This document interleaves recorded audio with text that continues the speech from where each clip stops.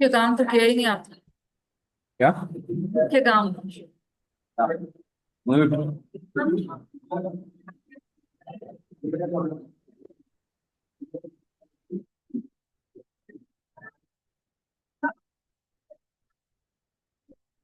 सलोनी और सलोनी की सासू जी इधर आ जाइए। ऑनलाइन हमारे सब देखेंगे। भाई हम रतलाम में हैं और यहाँ पर नया बहुत सुंदर मंदिर बना है, उसमें है। और आज भजन रखवाए थे यहाँ पर। ये सलोनी जी है, यहाँ की बहू है। इन्होंने तेला किया है, तेला बोलते हैं ना अपने उधर, तीन तीन कंटिन्यू व्रत किया है इन्होंने। तो एक बार इनके लिए क्लेप कीजिए, क्योंकि व्रत करने के बाद भी ये तीनों दिन मतलब कंटिन्यू स्वाध्याय पूजन रक्षा सब में आई है।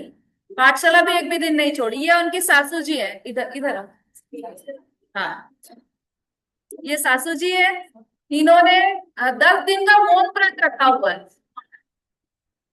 और इसका मोक्ष प्रदर्शक का ना, मोक्ष मार्ग प्रकाशक जो ग्रंथ है, उसकी एक एक लाइन पूरी पूरी याद है। कौन सा अध्याय की? पूरे पूरा अध्याय। हाँ हाँ, पूरा शास्त्र, पूरा शास्त्र याद है इन्हें, मोक्ष मार्ग प्रकाशक। सब ताली हो जा रहा है आपके लिए। भाई हमारे ऑनलाइन वाले सब बहुत जोर से तालियां बजा रहे हैं सब इनके लिए। चलो,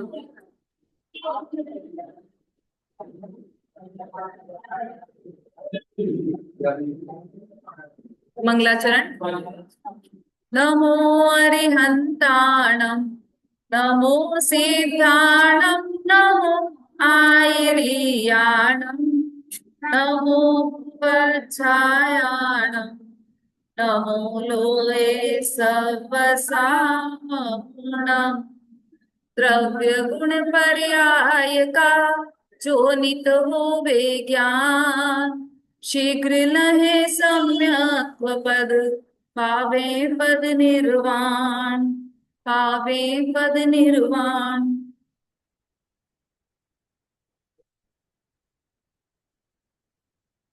जैन सिद्धांत प्रवेशिका चल रही है हमारी। कितने प्रश्न चल गए थे?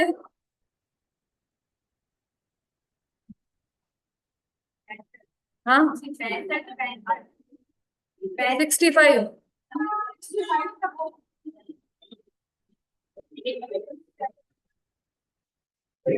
हाँ, 65। 65 प्रश्न हो गए थे हमारे। एक बार ऑनलाइन वैसे आप पढ़िए, 60 नंबर से प्रश्न पढ़िए जोर से, सरिता जी। रिविजन है, शिवाली किताब है। इसमें और आपके में नंबर फर्क है, फिर भी मैं पढ़ती हूँ। हाँ पढ़िए, अ, व्यंजन पर्याय पुद्गल के यहाँ से पढ़िए। पाठ में इसमें व्यंजन पर, इसमें पुद्गल द्रव्य कितने और उसकी स्थिति कहाँ है, नहीं ऐसा नहीं, है। व्यंजन पर्याय के कितने भेद है यहाँ से पढ़िए। व्यंजन पर्याय के कितने, पर्याय किसको कहते हैं? गुणों के विकार को पर्याय कहते हैं। पर्याय के कितने भेद हैं? व्यंजन पर्याय और अर्थ पर्याय। व्यंजन पर्याय किसको कहते हैं? प्रदेशत गुण के विकार को व्यंजन पर्याय कहते हैं। व्यंजन पर्याय के कितने भेद हैं? 2 हैं, स्वभाव व्यंजन पर्याय आवाज आ रही और है ना आप विभाव लोगों को? व्यंजन पर्याय। हाँ विभाव बोलिए। व्यंजन पर्याय। स्वभाव व्यंजन पर्याय किसको कहते हैं? बिना दूसरे निमित्त से जो व्यंजन पर्याय हो, जैसे जीव की सिद्ध पर्याय। विभाव व्यंजन पर्याय किसको कहते हैं? दूसरे निमित्त से जो व्यंजन पर्याय हो, उनको विभाव व्यंजन कहते हैं, पर्याय कहते हैं। जैसे जीव की नर नारकादि पर्याय। अर्थ पर्याय किसको कहते हैं? प्रदेशत्व गुण के सिवा अन्य समस्त गुणों के विकार को अर्थ पर्याय कहते हैं। अर्थ पर्याय के कितने भेद हैं? दो हैं, स्वभाव अर्थ पर्याय और विभाव अर्थ पर्याय। स्वभाव अर्थ पर्याय किसको कहते हैं? बिना दूसरे निमित्त के जो अर्थ पर्याय हो उसको स्वभाव अर्थ पर्याय कहते हैं। जैसे जीव का केवल ज्ञान। विभाव अर्थ पर्याय किसको कहते हैं? पर निमित्त से जो अर्थ पर्याय हो उसको विभाव अर्थ पर्याय कहते हैं। जैसे जीव के राग देश आदि। उत्पाद बस किस इतना चल गया था। उत्पाद तो हमारा पहले ही हो गया है ना, आपकी किताब में थोड़ा अलग होगा। उत्पाद वेग वो भी पहले ही चल गए ना कल हमारे। अब ये हमारी पर्याय की बात चल रही है। ये जो पर्याय है वह द्रव्य का कौन सा अंश है? द्रव्य के कितने अंश हैं?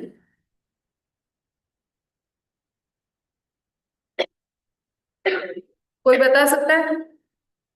द्रव्य के कितने अंश बताए थे? ये पंखा से द्रव्य के अंश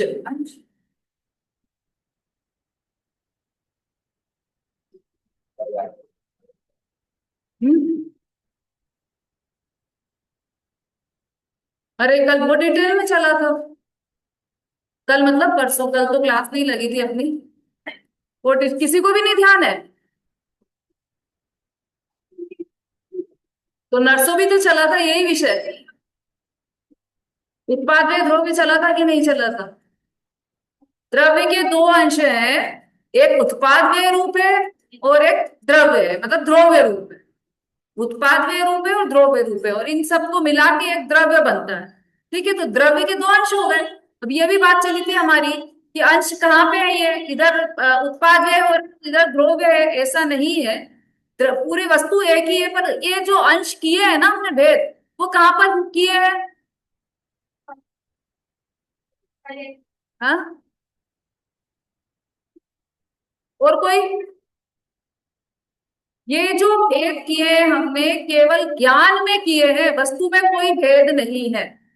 इसके लिए मिश्री का उदाहरण दिया था, ठंडाई का उदाहरण दिया था। ठंडाई, एक फुट ठंडाई चखी हमने, तो हमने क्या बोला कि इलायची ज्यादा है, काली मिर्ची कम है, शक्कर ज्यादा है। तो हमें इतनी सारे अंशों का ज्ञान हुआ, है ना। तो ये ज्ञान ज्ञान हुआ ना, वस्तु में तो अंश नहीं है। ठंडाई तो पूरी एक मिक्स है ना पूरी। बस मिश्री टेस्ट की हमने, तो ये सफेद है, मीठी है, चिकनी है, सब ज्ञान हुआ हमें। तो ज्ञान ही हुआ। वस्तु तो एक ही है ना पूरी, मिश्री का टुकड़ा तो पूरा एक ही है ना। इसी तरह से द्रव्य तो एक ही है, उसमें हमने जो अंश किए हैं वो केवल ज्ञान में है, वस्तु में कोई अंश नहीं है। अब जो उसकी जो दो अंश किए थे हमने, उसका जो पर्याय वाला अंश है ना, उसकी चर्चा यहाँ पर चल रही है। पर्याय दो प्रकार की बताइए, अर्थ पर्याय और व्यंजन पर्याय। अर्थ पर्याय किसे कहा और व्यंजन पर्याय किसे कहा? कौन बताएगा? अपने शब्दों में बताना है। हाँ बताइए।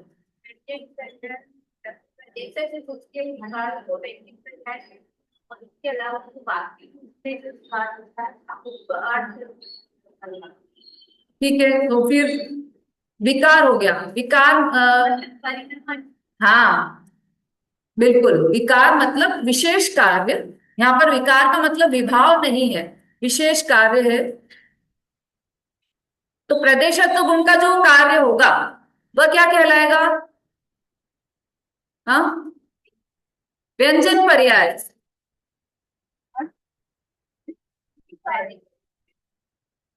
प्रदेशत्व गुण की जो पर्याय है वह व्यंजन पर्याय कहलाएगी। सब ध्यान में रखना, ये मोटी मोटी बातें हैं, स्थूल बात है, कोई ऐसी विशेष सूक्ष्म नहीं है बात। प्रदेशत्व, आत्मा में कितने गुण है रश्मि? जोर से बोलो, आवाज नहीं आई।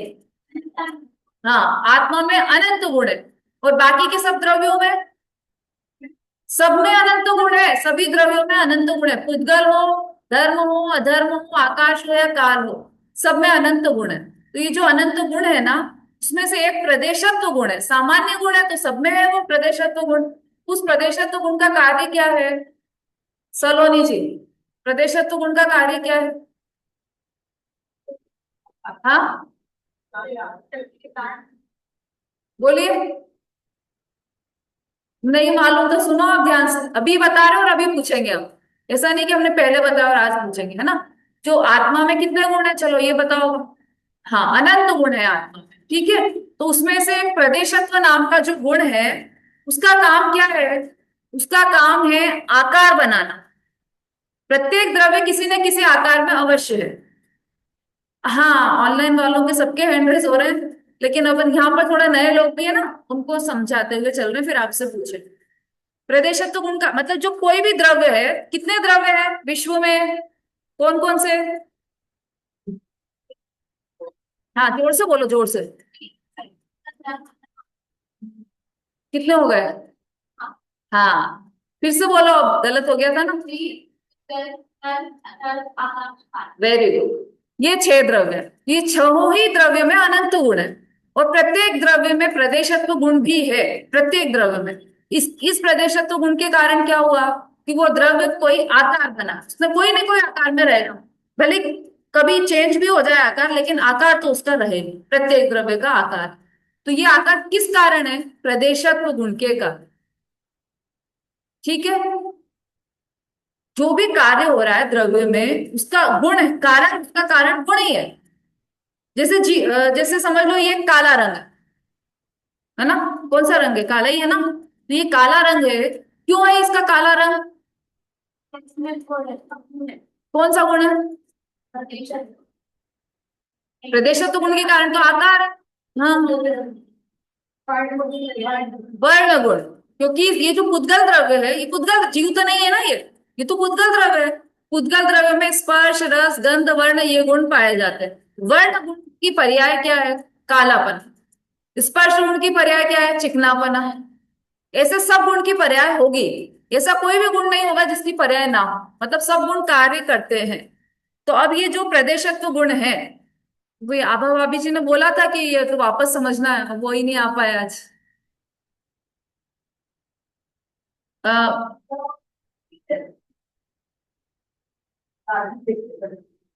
उनके कारण वापस लिया ये वाला अपन। चलिए। तो प्रदेशत्व गुण का कार्य क्या हुआ? व्यंजन पर्याय। आकार बनाना मतलब व्यंजन पर्याय, उसको व्यंजन पर्याय कहें। और जो अर्थ पर्याय है, उसका कार्य क्या हुआ? तो उसका कार्य ऐसा हुआ कि बाकी के जितने भी गुण बचे, प्रदेशत्व गुण के अतिरिक्त जितने भी गुण बचे, उनका जो भी कार्य है, वो सब क्या कहलाएगा? अर्थ पर्याय कहलाएगा। एकमात्र जो आकार है वो प्रदेशत्व गुण का कार्य है, और बाकी सब गुणों का कार्य है।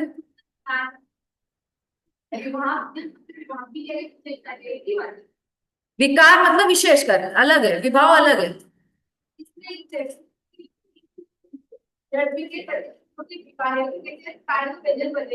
हाँ, ठीक है। विकार का संधि विच्छेद करो, विशेष कार्य। ऐसा है। विभाव अर्थ नहीं है यहाँ पे, विभाव अलग है, विकार का अर्थ है विशेष कार्य। विशेष कार्य क्यों?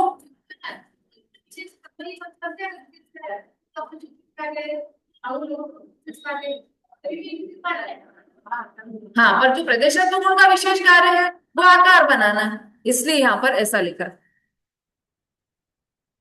हाँ, तो हम बात कर रहे थे, दो तरह की पर्याय है, अर्थ पर्याय और व्यंजन पर्याय। तो जो अर्थ पर्याय है, देखो यहाँ पर भी लिखा है।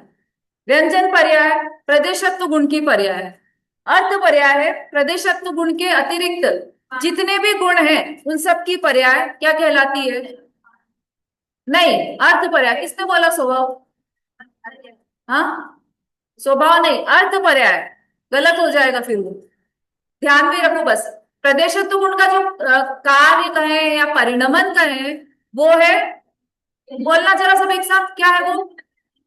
और बाकी सब गुणों का कार्य या पर्याय क्या है? अर्थ पर्याय।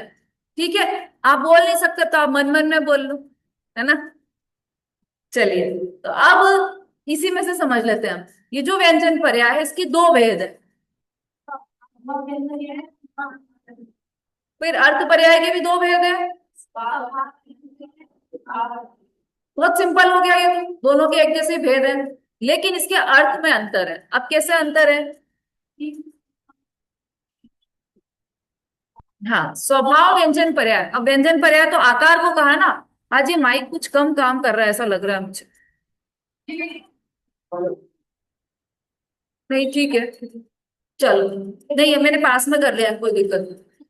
व्यंजन पर्याय है ना, तो वो एक स्वाभाविक व्यंजन पर्याय, विभाविक व्यंजन पर्याय। तो जो सिद्ध भगवान की पर्याय है, आकार है, वो स्वभाव व्यंजन पर्याय है। क्यों है? कल बताया, परसों बताया था इसका, कि वो किसी स्वभाव जैसे कि, ऐसा नहीं है। स्वभाव कैसा है? आकार के संबंध में स्वभाव की तो कोई बात ही नहीं, है ना। पर वो पर के निमित्त से नहीं हो रही। हाँ, पर के निमित्त से रहित है। पर के निमित्त के संबंध से रहित, मतलब पर के निमित्त से नहीं हो रही है, स्वयं सहज हो रही है। सिद्ध भगवान की वहां किसी के कारण नहीं है कि ये है तो इसके कारण। अब यहाँ पर क्या हो रहा है, सब मनुष्य गति में, तो मनुष्य गति का जो शरीर मिला है ना, स्त्री का शरीर मिला है, तो हमारा आकार भी स्त्री के शरीर के आकार जैसे, मोटा है तो मोटा आकार वैसा आकार हो गया, पतले हैं तो वैसा आकार हो गया। तो ये अब वो आकार क्यों हुआ हमारा, उसका कारण क्या रहा? शरीर, शरीर ऐसा है इसलिए। हाथी की पर्याय में गए तो इतना बड़ा शरीर हो गया, इतने बड़ी आत्मा का प्रदेश इतने विस्तार में आ गया। चींटी के शरीर में गए तो इतना सा रह गया। ये सब क्यों? शरीर के कारण। तो उसमें पर का निमित्त लगा, शरीर के निमित्त के कारण ये आत्मा का आकार वैसा हो गया। तो पर के निमित्त के कारण यदि आत्मा आकार बदलता है, आकार है, तो वो क्या कहलाएगा? वेरी गुड, विभाव व्यंजन पर्याय। ठीक है। स्वभाव व्यंजन पर्याय पर के निमित्त से रहित, और विभाव व्यंजन पर्याय मतलब पर के निमित्त के संबंध से होने वाली पर्याय, वो विभाव व्यंजन पर्याय। अब इधर आ जाइए अर्थ पर्याय में। इसके भी दो भेद है, स्वभाव और विभाव। अब इसमें क्या अंतर है, थोड़ा सा ये सूक्ष्म है। अब जैसे आत्मा के अनंत गुण है ना, उसमें से प्रदेशत्व गुण की बात तो अपन ने कर ली। प्रदेशत्व गुण के अतिरिक्त तो और किसी का कोई गुण पता है क्या? कितने हैं? कितने हैं? कितने हैं? हाँ। और कोई गुण लगता है जिसे को नहीं? नहीं नहीं, गुण गुण, हाँ बोलिए। हाँ, और हाँ।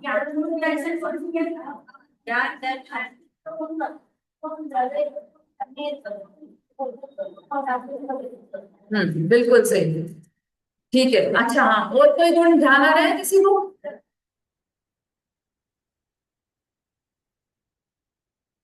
रेनी जी।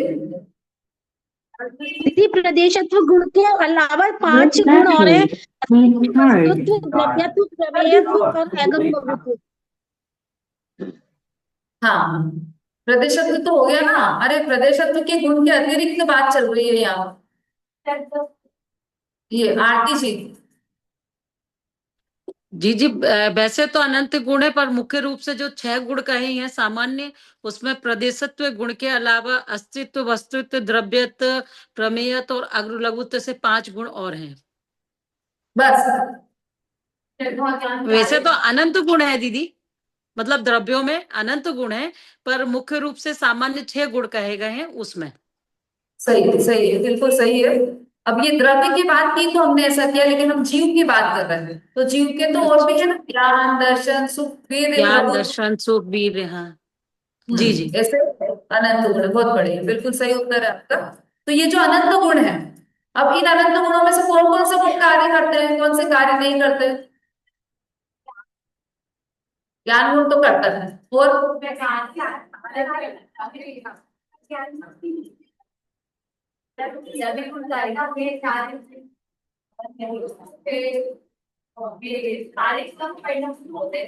हाँ, बस बस। अनंत गुण है तो अनंत कार्य चल रहा है, अनंत गुणों का प्रत्येक समय परिणमन चल रहा है। अब ये जो अनंत गुण है, उनका जो परिणमन चल रहा है, उनकी जो पर्याय हो रही है, वो सब क्या कहलाएगी? अर्थ पर्याय। अब इसमें दो प्रकार की अर्थ पर्याय है, स्वभाव अर्थ पर्याय और विभाव अर्थ पर्याय। डेफिनेशन इसमें वही वाली लगेगी, जो पर के निमित्त के संयोग से होगी, वो विभाव अर्थ पर्याय है। और पर के निमित्त के संयोग से रहित होगी, वह स्वभाव अर्थ पर्याय है। डेफिनेशन तो चारों की सेम है, पर अर्थ में अंतर है ना। तो अब पर के निमित्त के संबंध और पर के निमित्त के संबंध से रहित का क्या अर्थ हुआ?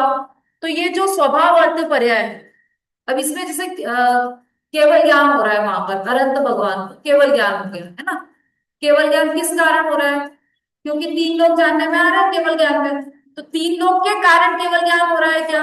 अपने स्वभाव के कारण। तो उसमें तीन लोग निमित्त, मतलब पर का निमित्त नहीं है उनके केवल ज्ञान में, पर के कारण नहीं हो रहा है। केवल ज्ञान तो अपने ज्ञान में से ही निकल रहा है। तो इसलिए वो केवल ज्ञान स्वभाव अर्थ पर्याय है। अब यहाँ पर जो राग द्वेष है, मोह राग द्वेष जीव के जो है, वो अपने आप हो रहे हैं क्या? हाँ, वो तो अपने आप रहे हैं, पर निमित्त पर का भी है उस, है ना। जैसे भगवान को देखा तो भक्ति के भाव है, तभी तो वह मंदिर आते हैं, तभी तो उपवास किए हैं कि अच्छे मंद कषाय के परिणाम रहे। उपवास का अवलंबन लिया ना, वो पर का निमित्त से ये पर्याय हुई। इसलिए वह कौन सी पर्याय हुई? विभाव, विभाव अर्थ पर्याय, है ना। याद होना चाहिए सबको। लास्ट में सबसे पूछूंगी मैं, सब, एक भी व्यक्ति नहीं छूटेगा, ठीक है। यहाँ पर जैसे आप विभिन्न पर्याय सोचिए, न नाटन, तो वहां तो उत्तर में एक थी।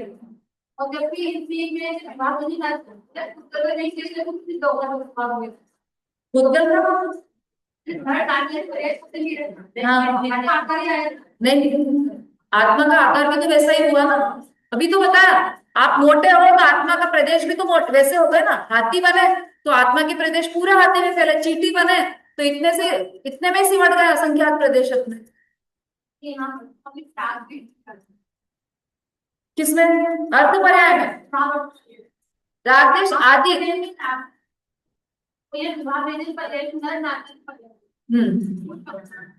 तो आत्मा का आकार बनना है, तो नर पर्याय में जाएगा। तो अंत की राशि के परिणाम के पर्याय भाव करते हैं।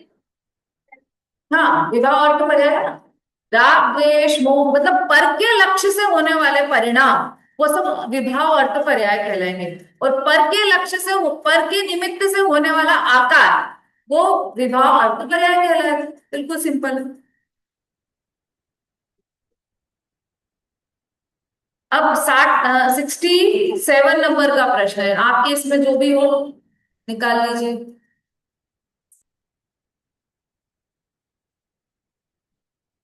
किस किस द्रव्य में कौन कौन सी पर्याय होती है, पढ़िए। जीव और उद्गत द्रव्य में स्वभाव अर्थ पर्याय, विभाव अर्थ पर्याय, स्वभाव मुझे पर्याय और विभाव मुझे पर्याय, इस प्रकार चारों पर्याय होते हैं। धर्म अधर्म, आकाश और काल में स्वभाव अर्थ पर्याय और स्वभाव व्यंजन पर्याय, इस तरह के दो पर्याय होते हैं। हाँ, ये लिखा भी है बोर्ड पर, देख लीजिए। जीव और उद्गल में ये चारों प्रकार की पर्याय होंगी। स्वभाव बोली कौन कौन सी?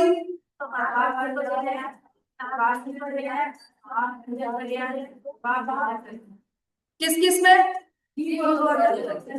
अब कौन कौन से द्रव्य बच गए? उनमें कौन कौन से पर्याय होंगी? और कौन सी बच गई, कौन सी नहीं होगी इनमें? हाँ, वो नहीं होगी इनमें। क्यों नहीं होगी? इसका कारण भी बताया था मैंने। हाँ, वही, मतलब उनका वैभाविक परिणमन होता ही नहीं है। वैभाविक शक्ति केवल जीव और पुद्गल में है। इन इन चारों में वैभाविक शक्ति नहीं है, तो इनका वैभाविक परिणमन होगा ही नहीं। इसलिए ये दोनों ही, अच्छा, ये वैभाविक परिणमन नहीं होगा, इसलिए स्वभाव अर्थ पर्याय है। स्वभाव व्यंजन पर्याय क्यों है? कि उनका जो आकार है वो एक जैसा ही रहता है हमेशा, वो अपने स्वाभाविक आकार में ही आकार है, पर अपने जैसे आकार से धर्म द्रव्य है तो उसका आकार कैसा कैसा है? अरे आकार कौन सा, चौकोर है, गोल है, कैसा आकार है? किसका आकार? आकार में स्थिति कहां से आ गई? आकार सिंपल प्रश्न पूछ रही हूँ। मोबाइल का आकार कैसा है? रेक्टेंगल। ऐसे धर्म द्रव्य का आकार कैसा है?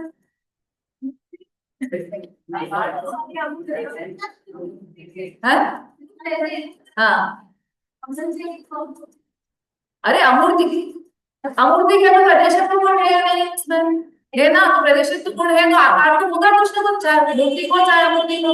सिद्ध भगवान तो अमूर्ति के, उनका भी आकार है कि नहीं है? किंचित न्यून पुरुषाकार विराजमान है ना वो। इसे प्रत्येक द्रव्य का आकार। अब धर्म द्रव्य का आकार क्या है? चलो, जिन्होंने परसों क्लास सुनी थी उनसे पूछ लेते हैं। सरला जी पाटले।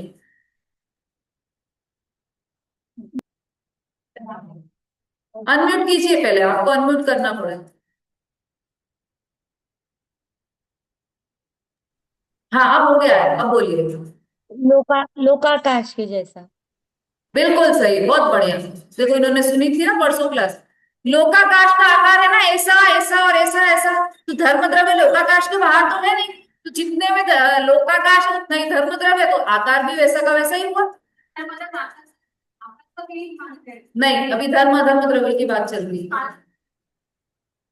एक एक एक एक लो, आप धर्म और अधर्म की बात चल रही है, वो दोनों पूरे लोक में व्याप्त है। तो उनका आकार लोक जैसा। जैसे ग्लास में पानी, तो पानी का आकार उस समय कैसा? ग्लास कैसे जैसा। पता चला? हमने फ्रिज में जमा दिया, ग्लास रख दिया और बाहर निकालना, बर्फ कौन से शेप में निकलेगा? गिलास के शेप में ग्लास। निकलेगा। इसका मतलब वो पानी का आकार ग्लास जैसा था। अब इसी तरह से क्यों क्यों था ग्लास जैसा? क्योंकि पूरे ग्लास था वो पानी। इसी तरह से धर्म और अधर्म द्रव्य पूरे लोकाकाश में व्याप्त है, तो उनका आकार भी लोकाकाश जैसा ही हो गया। तो हो गए। अब तीसरा है आकाश। तो आकाश द्रव्य की बात भी परसों चली थी हमारी। आकाश द्रव्य का आकार कैसा है सरला जी? लोकाकाश और अलोकाकाश मिला के जो एरिया है वो। सुषमा जी। हाँ दीदी, जय जिनेन्द्र। दीदी उसका इसका जो आकाश का है वो अनंत आकार होता है, क्योंकि बहुत बढ़िया। लोकाकाश के बाहर भी होता है। आकाश लोकाकाश एक और अखंड, अलोकाकाश। अखंड द्रव्य है। अखंड खंड नहीं कि हम्म। लोक का आकाश अलग और अलोक का आकाश अलग, वो एक ही पूरा द्रव्य है। वो एक तो जिस अनंत आकार स्थान में, होता है। हाँ अनंत आकार है आकाश द्रव्य का। जिस स्थान में छह द्रव्य रह रहा है उसको लोकाकाश कह दिया, और बाहर छह द्रव्य नहीं है इसलिए उसको अलोकाकाश कह दिया। लेकिन आकाश और आकाश में अंतर नहीं है, कुछ भी एक ही द्रव्य है। तो इसलिए, और वो अनंत प्रदेशी है, तो उसका आकार भी अनंत आकार है। अनंत फिर कौन सा बचा लास्ट में? काल द्रव्य। काल काल द्रव्य का है। आकार कैसा है? लोकाकाश के से असंख्यात, क्योंकि वो नहीं। अणु है। अणु है एक। काल द्रव का एक परमाणु जैसा आकार है दीदी, काल द्रव का। हाँ, दोनों ने सही बोला, सरला जी ने भी विमलेश जी ने भी। एक अणु के जैसा आकार है। काला अणु बोलते हैं, काला अणु। वो एक प्रदेश में स्थित है। लोकाकाश के एक प्रदेश में एक काला अणु स्थित है, तो इसलिए वो अणु जैसा ही आकार हो गया उसका। ठीक है। और ये सब क्या हुआ? इसके व्यंजन पर्याय हैं। तो ये सब धर्म अधर्म आकार विकार, ये चारों की हमेशा अपने जो आकार उनका फिक्स है उसी में रहते हैं। उनका परिणाम होता है कि नहीं होता? आकार बदलता है कि नहीं बदलता?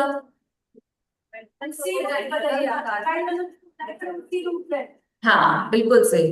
परिणमन तो होता है, पर वो उसी उसी रूप में परिणमन होता है। मतलब वह का वह नहीं होता, लेकिन वैसा का वैसा होता वैसा है। का वैसा। हाँ, तो उनका भी परिणमन होता है। तो वह का वही नहीं होता, जैसे पिछले पिछले समय में सिद्ध भगवान थे वैसे अब नहीं है। 5 साल पहले जैसे जो सिद्ध भगवान थे वो अब नहीं है, पर वैसे के वैसे ही है। वह के वह नहीं है, लेकिन वैसे के वैसे ही। ऐसे सभी इन सभी द्रव्यों में, चारों द्रव्यों में लगा लें। हो गया इसका क्लियर कि इसमें और कुछ समझना है? चलो, अब जिनको समझना था वो आए नहीं तो अब कुछ नहीं कर सकते, मैं तो आगे बढ़ रही हूँ इसमें। 68 नंबर का प्रश्न पढ़िए, आगे बढ़ाते जाइए माइक।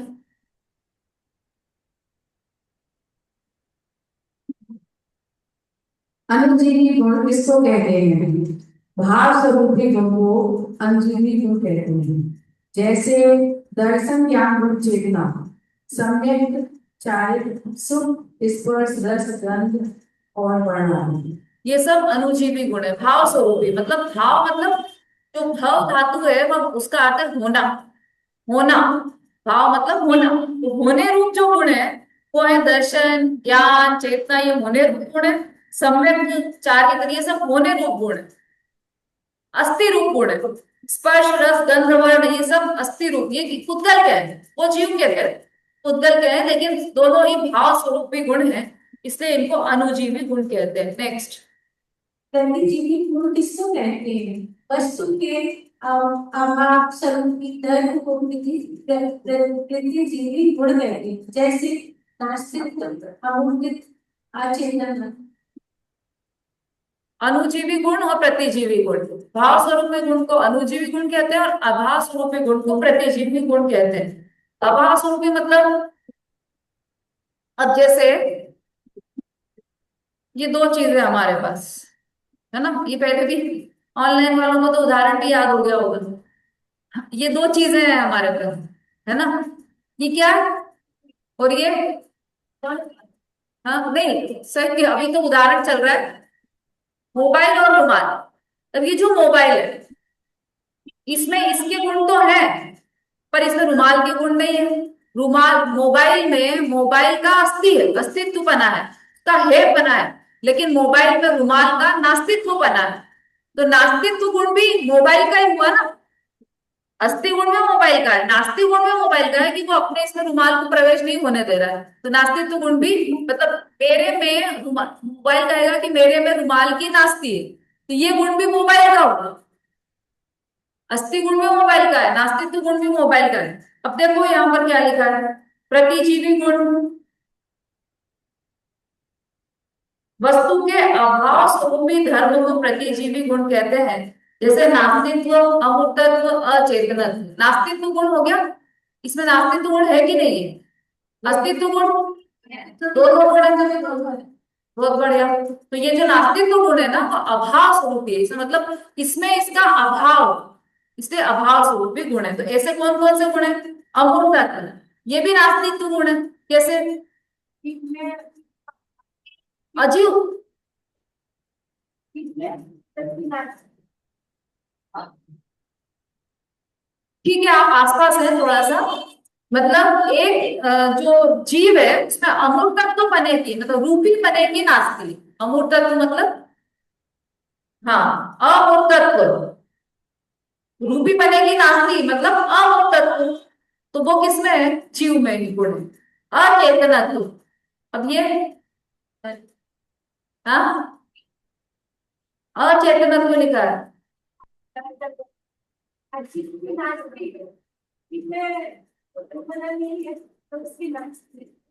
तो ये वाला जो गुण है ना वो अजीव शुद्ध द्रव्य के, या मतलब समझ लो जीव के अतिरिक्त जितने भी अजीव द्रव्य हैं उनकी अपेक्षा से लिखा गया है कि उन सब में अचेतनत्व है, उन सब में चेतना का अभाव है, उन सब में ज्ञान का अभाव है, इसलिए उनमें अचेतनत्व गुण है। तो ये नास्ति रूप गुण है ना, नास्ति रूप गुण है, इसलिए ये प्रतिजीवी गुण है।